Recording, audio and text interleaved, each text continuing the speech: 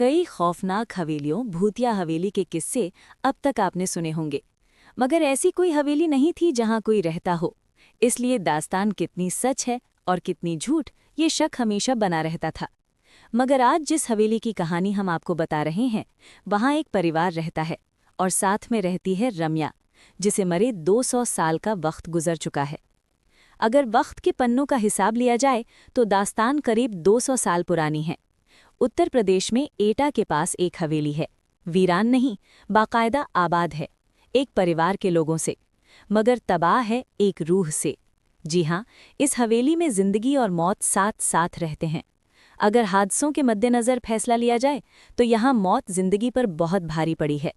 एक रम्या अब तक कई लोगों की जान ले चुकी है। वो रम्या एक तवायफ थी जिसका कभी जलवा हुआ करता था, मगर दो भाइयों ने उस पर अपना दावा ठोंक दिया। नाच देखने के दौरान झगड़ा हुआ, फिर झगड़ा शुरू हुआ और फिर इस झगड़े में जो हुआ उसकी निशानी थी एक मौत। वो रम्या झगड़े में बेमौत मारी गई।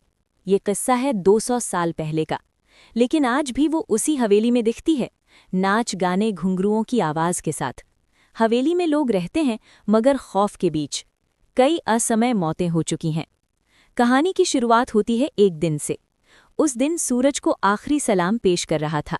शाम घेर आई थी कि तभी एटा के चमकरी गांव की इस हवेली से अचानक एक चीख गूंजती है।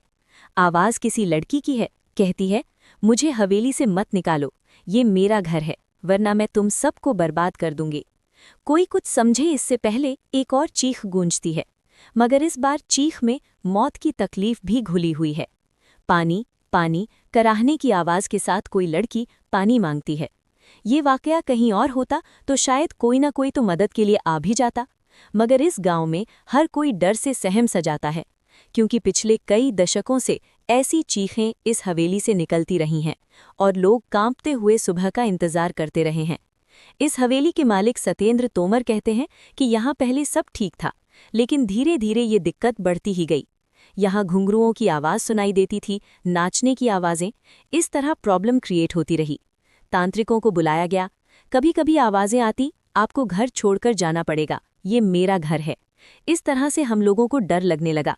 हम लोग खौफ के साए में जीने लगे।